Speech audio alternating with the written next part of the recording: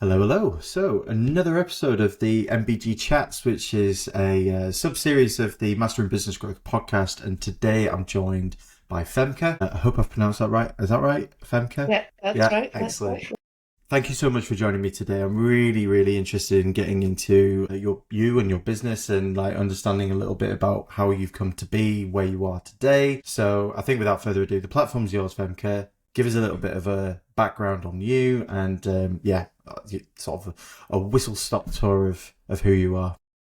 Thank you. Thank you for having me. Yeah, so I'm Femke and I run Merry Go Round. It's a baby equipment rental business. I came at it from a place of being a parent. I have two children and realised really quickly that the kit that we buy is really expensive. You don't use it for very long and then it's just not being utilised. It becomes this pile of doom that nobody deals with until someone else comes along and has a child, and then you're happy just to pass the whole lot over, which is lovely when that happens, and it's part of that community. It's not always fit for purpose. It's, it might not always be in the best condition. And so I looked at the model and I thought there was a better way of doing it. Prior to all of this, I've done all kinds of things. I've worked in many different locations and types of businesses. I've gone from outsourced recruitment to people in communications to losing my job, becoming a PT as a part-time just to sort of add extra income. I then ended up working for a guy who had signed a contract with the US DoD to run a container yard in Kabul. So I ran that. And so I was based here, but trips out there, which was incredible.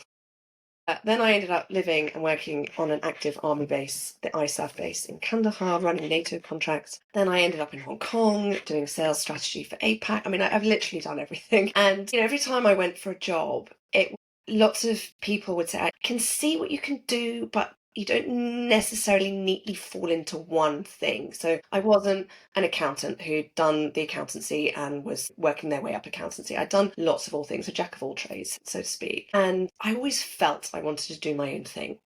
When I had my first child, before going back, I was due to go back to work and that didn't happen, but I was due to go back to work. I sat down and mapped out life, I guess, all the things that happen in our events and what in there could we look at. I looked at a 360-degree toothbrush and, why is a toothbrush only on one plane? Things like that. And I had the idea actually at the time for what became merry-go-round. And then I was due to go back to work, realised I was pregnant again, so that didn't happen, and then COVID. So all of that sort of meant that this idea from 20 has sort of just been percolating for quite a while. And then we went to France during COVID and came back, and I always felt I was one job away from doing my own thing. So just one more job and that would give me another skill or another something. And I kept getting down to the last two and it didn't work. And so I just thought, you know what, I'm just going to go for it. So I did. So sort of worked on the idea in 2023. And then I had my first order in February 24. And here we are.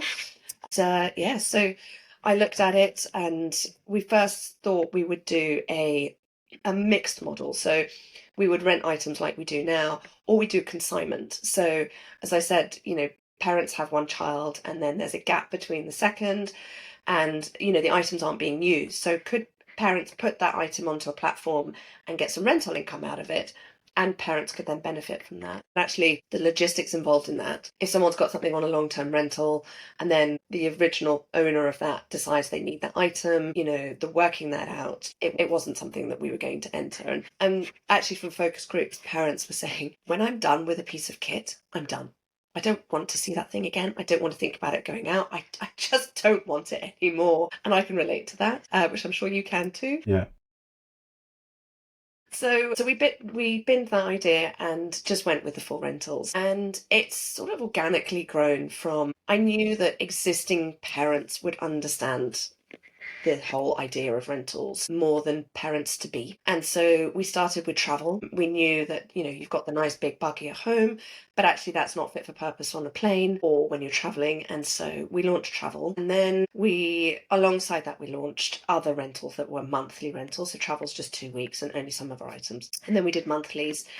And And we created the carrier bundle, which is 3 carriers that you can rent for a month, because one carrier it's not one size fits all. I'm a different shape and size to my partner, and and our babies are different shapes and sizes, and so one size does not fit all.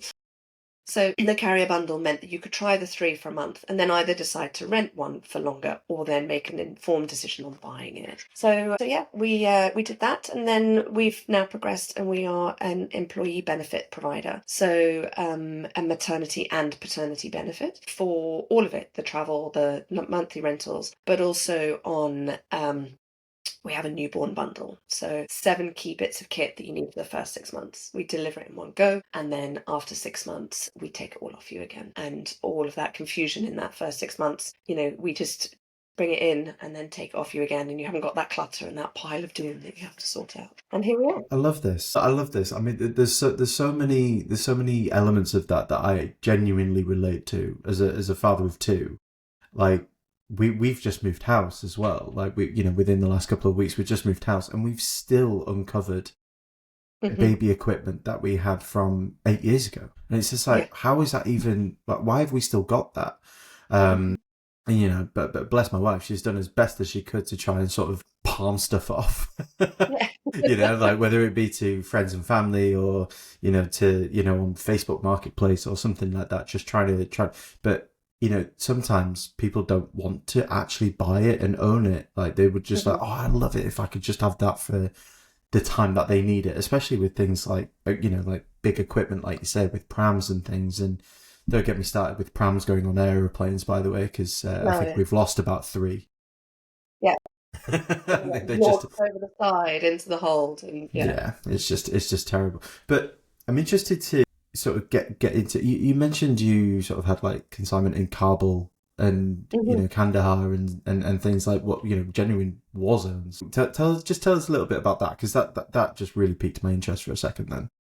Yeah, so honestly, if I had been in a stable job and someone had said, "Do you want to do this?" I would have told them they were a bit crazy. But I wasn't. I was looking for work, and I thought, you know what? If anything, it's some money for 3 months. And the first one, running the container yard in Kabul, I did for 4.5 years in the end. And so the guy who ran it set up a contract with Maersk, the Danish shipping line. And Maersk, in the Second World War, so it's a privately owned business, in the Second World War, he handed his entire fleet of ships to the Americans because he didn't want the Germans either taking them or scuttling them.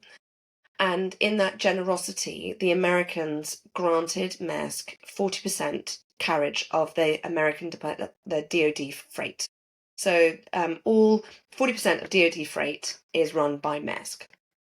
So I think lots of us have seen Captain Phillips, and that was actually one of our ships. I was working there when that happened, so I heard that firsthand. And I mean, it was nothing of like war important, so it wasn't any hardware or things like that. We're talking toilet roll, frozen chicken, and plywood, because when you send that many troops to a war zone, you need all of those things, and that's what we were sending. So Maersk were in Pakistan, but we managed it when it hit Afghan space. And so we built a container yard in Kabul, and the freight came in, and then we distributed it to the Bagram base and then down to Kandahar. And so that's how we managed that. And then from there, that contract came to a close, and I got in touch with another Danish company, oddly, because I'm not Danish.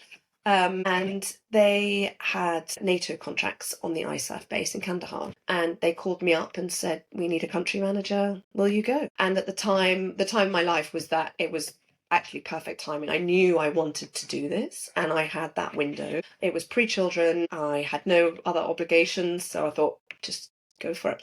So I did. So I ran a team of 50. We ran the NATO mortuary, the NATO gym, the construction business, and a vehicle workshop. And thankfully no one went from the gym to the mortuary. It was it was all ISO standard managed contracts. And it was fascinating, really fascinating, not least for there was obviously a gender demographic.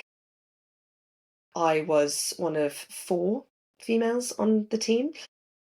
I had and on base, I was probably about Also, about 3% of people on base were female. It was, you work with people on a day to day and you come into the office. How was your weekend? Yeah, it was great. It was fine. When you live and work with someone and you share the ablutions block and you've got someone asking you questions when you're having a shower, and you have meals, every meal together. And when you have a rocket attack at 2 o'clock in the morning and you're all sitting in a bunker, managing the different nationalities and the personalities that come with that. You've got the team on one side who are all sleeping on each other, and you've got the other one that's sort of pacing up and down saying, this isn't okay, we need to do this. And you really learn very quickly how to not only manage a stress situation, obviously, which it is, but also how to manage the different characters within a team and what they come up with. So yeah, it was fascinating. I absolutely loved it. It was It's insane. one of But the I best mean, jobs I've had. the one thing that kind of interests me about that though is like not just the, I guess, like, that sounds very different. Like not many people have done that, but also there must be like an incredible amount of soft skill, accruing loads of soft skills that essentially can set you up for running your own business. Because obviously, probably running your own business is probably a walk in the park compared to that potentially. I don't know, but there's a lot of things that you can bring to this new experience, and I guess if you were to pick a couple of those, like, would you subconsciously, you might not think about it every day, bringing it into the conscious, like what would you say you kind of bring to your everyday with your business now? I think one of the things from that, and also growing up as what's called a third culture kid, is the ability to understand the cultures. So I had local Afghan team that came in every day. They had to be searched through the gate, and they came and told me things about what was happening outside the wire, as we called it. Managing the different cultures. So I had a team of Filipinas, I had a team of Indians, I had Danes, I had Kosovans, I had Irish, and they all have their own peculiarities about how they deal with situations, how they address situations, and how they approach communication. So, all of that experience has led me to understanding quite quickly where someone's at, where their thoughts are at, and how to manage that and work your way through that. I would say that was definitely the biggest takeaway from that situation. I think also when things go not quite right, it's when you're in an environment like that, there's no hiding. When I did outsourced recruitment, you knew that the person on the phone wouldn't know what you looked like. It was well before the days of LinkedIn. No one knew what you looked like. You could walk down the street, and if there was a mess up, then it was a mess up. But actually, you could sort of hide behind it. But when you're sitting in a room with people in those situations, you have to step in front of things. You have to own things, and it's a really good lesson, actually, just to, I've done something, it's not gone right, I'm really sorry, this is how we're going to rectify it. And, and then being very happy about, or not happy, but very appreciative of an understanding for that. So I would say those are probably the things that I've taken away from them the most. So getting back to merry-go-round then, I guess, what sort of, what's the stage of business you're at the moment? Because you say you got your first order in 24, was it? Was it February 24? So I guess obviously we're sat here in October 2025. What stage is the business at, and what are the next steps for you potentially? How are you moving that forward? What are you focusing on? Let's talk a little bit about the actual sort of mechanics of the business and how where you're at right now. Yeah, so I excuse me. Like I say, we're in October 2025. Coughs and sneezes. You know. So when I started the business, it was very much to support parents on what can be a really confusing time. I found it quite confusing, but I also knew I was later having children, that they grew out of things really quickly. So I did the secondhand buying and everything that came with that, managing the marketplaces out there, of which there's several. You never know what you're going to get, how it's coming at. So the original strategy was support parents and help them understand that you can save up to 70% when you rent, and it doesn't have to be subpar. It can be the really good equipment at good rentals, and you save money, you still get the great equipment, and you haven't got all the confusion, the clutter. I mean, we haven't got a huge catalogue of things either, because equally there are certain things that do it really well. So just stick with that. So we started that way. As I said, we started with travel, and then the bundles, the carrier bundle, and then the normal rentals. and then the newborn bundle. What I thought would be the more popular items, I was surprised that actually the most popular is breast pumps. I have breast pumps all over the country. They are by far the number one rental. And it makes sense. It's an item that you don't know if you want to, if you can, how long. It's really expensive. So why not rent it when you know it's coming from a trusted source? It's been cleaned, it's been checked, you know what it's like. At the start of this year, I looked at also what the strategy for the business was. And whilst B2C, so looking at individual customers was definitely, and I'm not going to lose that, even if it's a local delivery, I do it myself because I want to meet the customer, I want to hear them, I want to meet them, and I get to see lots of babies. And so, but I knew that corporate was actually the way forward. So on a scale perspective, so talking to corporates about becoming a maternity and a paternity benefit, because for that, it's not just a mother's benefit, it's a paternity benefit as well. And bringing that to more and more people, found out that in America they actually do this, but that's because their maternity is so woeful that they sort of subsidize it with equipment and things like that. But actually the strategy for us was go into corporates, also talking to 5-star hotels about providing kit. We were very lucky when my first was born in Hong Kong and we moved to London. And when we did that, we were put up in a very nice hotel by the company that my husband worked for. And it was a lovely hotel. And the cot was not the best. It was fine, and it had nice linen in it, and it looked cute, but there's a £1,400 self-vibrating cot called a snoo. And if you're paying that much for a hotel room or a suite even, you don't want the cot with a nice linen that looks like it's been through quite a few families. You want the self-vibrating snoo because you're a discerning guest and that's what you're paying. So that was also one of my approaches. So there have been conversations in that vein as well. But the corporate side is very much where I'm looking to grow it. And I've got one, I'm not sure I'm allowed to, I've asked them if I can mention their name, but haven't been told yet, so I can't talk about it. But put it this way, every single one of us uses it. And so we are a benefit provider for the employees of that business, and it's very exciting. Also, WPP, large advertising company, we are a benefit provider for them. We've been to their benefit fairs. And so that's where I see it growing in both those streams. So still the private customers, but also on the corporate side. And then advancing those conversations to when people are at certain pay grades or levels that they get subsidized newborn bundles. So, your employer says, we think you're a brilliant employee. We'd love to subsidise this. We know you're having a baby. We're subsidising this bundle for you for the next 6 months. Here you go. And I feel the employee loyalty that will come out of that will be immense. So it's an amazing thing for the parents, but it's also an amazing thing for the company as well. So, yes. Yeah, I mean, I agree wholeheartedly, actually, because it's one of those things that's still a massively contentious point, isn't it, in employment and in corporate generally, like, the mothers and fathers, and, like, actually thinking about yourself and your origin, being half Dutch and half Swedish, when you look at those countries, their maternity and paternity systems, they're far more advanced or far more progressive than what we are here in the UK.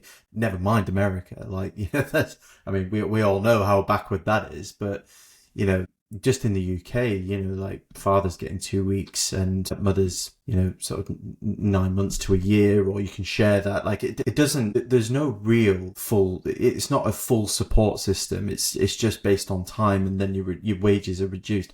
I mean, obviously I'm quite passionate about this because I just think when I look back on when my child was born, yeah, literally 2 weeks. And because he was early, by a day, it was like my employer almost seemed aggrieved that my son was not coming on the day that I said I was going to take my paternity leave, and that's how I felt. Like, do you know what I mean? And I just think any support around this, whether it's equipment or time, I think it's massively needed. It's massively needed, and I think that's quite it's a really nice pocket to go into in terms of being that employer benefit and employee benefit kind of system, and I think that's sorely needed. Presumably, by the way you're talking about it, you found a little bit of success in that, and that's what you want to grow now. Yeah, no, it is. And I'm sorry, I laughed when you said that, like how your employer was aggrieved. Well, I say my I, employer, it was my I had a manager at the similar, time. My manager at the time was a bit like, oh, right, okay. It's just like, yeah. yeah, I So when really, I I found out wasn't I was asking your pregnant with permission. my first, yes, sorry, I interrupted. No, Yeah, sorry, I was just exactly. saying, I mean, I told my employer I was pregnant with my first, and her reaction was, "Oh, was that planned?" Well, doesn't I'm matter. not going to discuss my private life with you, but it's a bit of an odd question. Um, yeah, it is baffling. And 2 weeks. My first was born in Hong Kong. My husband got 2 days. He got more time off to get married than he did for the birth of our child. That's crazy. Yeah. Yeah, but what they do a little bit better over there, and so Hong Kong, but also the Asian countries, is they have what they call a period of confinement. Terrible word, but what it Mm, means is that the first 40 days, the mother is completely hand on foot looked after. To the point where traditionally she doesn't even bathe herself. Mother bathes her normally in ginger. This is in Hong Kong because of the soothing, healing qualities of it. They get given certain nourishing foods to look after themselves. They just have to sleep and rest and heal. And I think that, and that's becoming more popular, I think, over here, rightly so, because that period of time it is much longer than that in real life.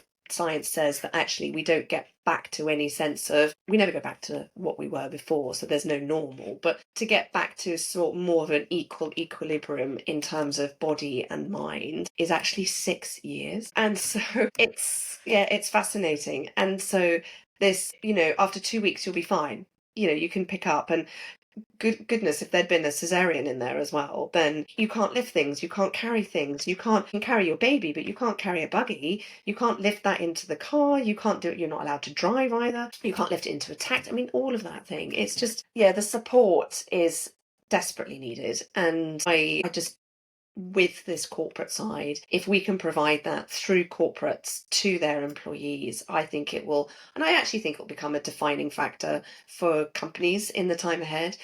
So I'm at this company. Oh, you get 6 months maternity, but you also get that package, don't you? You get that bundle when you have a baby. That's amazing, and I think that'll be a massive benefit to corporates as well. And let's face it, they want the best for their employees, hopefully, because they want them to come back and re-enter the workforce again. It's something tangible as well, though, isn't it? Like, it's not just, you know, I mean, we obviously always want more time and, we can never get time back and things, but, something tangible, like in the way of, it's like when you have a baby or when you, even when it's your birthday or whatever, like receiving gifts like that it feels like, that exchange feels good. And it's, so for employers, to be able to offer something tangible rather than Mhm. just time and money, because money is money, but we don't physically handle it anymore. Whereas with equipment, I feel like there would be like a psychological benefit to actually being able to hold a benefit, hold those things, and being able to give them back is a huge benefit as well. As I well know, and I'm sure a lot of other people know as well. But yeah, I think that's fascinating as well. Like the idea of being able to actually have a tangible benefit, and here's you're off on maternity leave tomorrow. Here's your big box. Here's all the stuff that you're gonna need, and anything else, let us know or contact Femke or whatever. Like I think that's really cool. So in terms of the types of corporates, I guess it's any corporate. It's not just Any- hotels. It's Yeah, just anybody who wants to be able to do this, right? yeah, absolutely. And the companies that are more forward thinking, I would have thought. So there's lots of magic circles. They have nursery places, they have crashes, they have pumping rooms, things like that. They're proving harder to have conversations with, interestingly, but always open to those conversations with any kind of corporate. We've got a housing association as well, and these other two rather large corporates, which is great, and hopefully more to follow. Well, they say it takes a village to raise a child, and I think it sounds like the employer needs to be part of that village. I think so. Yeah. Yeah, So, you're right. Yeah, I mean, we don't live next door to our parents. And, my parents don't live in this country. And I had my first in Hong Kong. I didn't have any family there. And, that aside, even here, we don't live next door to everyone that we have. Those first years I found quite lonely as well because you go to a baby class, which is one class a week, and that's where you're meant to start making your friends from. But you have that half-hour class, if that, maybe, and then it's really, really hard. And for me, the village and the tribe really only came from school. But then you're talking they're 3, 4 at this point, so you've got 4 years of not having that general support around you. But if we can do something to help support that in any kind of way, then I really, that's really what I'd like to do. We have on our socials, it's not just about here, this is the kit, this is what we rent. It's also snippets of we hear you, we understand, we're here. If you need some help or advice on this, then please come to us. This is the kind of things that we do. And I find that really, really important just from where I came from as well. I think you raise an interesting point, and we're kind of coming to the end of this now. The we spend more time with the people we work with than we do Yeah. our own families half the time. So it's why can't they be a part of that journey? Essentially our friends are at work most of the time, and our close social circles are at work. So I think it's almost a bit of a, I'm not going to use the word obligation, but that's kind of like where I'm heading to. It's like we almost feel like we should be obligated to help our colleagues and our employees. Femke, thank you so much for sharing this. I think it's an incredible mission that you're on, actually, because I think it's one of those that I don't think a lot of people think about until they get there. And then when you do get there, you realize just how bloody hard it is and how bloody expensive everything is as well. So Yeah. I think people are aware of how expensive it is, but just the not necessarily the other side. So if people want to connect with you, Femke, where can they find you? Where can they go find Merry-Go-Round? Where can they see everything that you have to offer? Yeah, so thank you. We are at merry-go-round.club. We call ourselves a club, and the social handles are just that. So at merry-go-round club. We're on Instagram, sort of on TikTok, and I'm also personally on LinkedIn, so you can find me there as well. And my emails and DMs are always open to parents who've got questions. And I had someone this morning asking me about if they could take a plain pal on an airline. So always happy to help. Amazing. Well, thank you so much. You've been really generous with your time, and I really appreciate you sharing your story and bits about your business. So thank you very much. Oh, thank you. I've really enjoyed our chat. Thank you very much for your time, Cheers. Paul. Thank you. Thanks. Bye.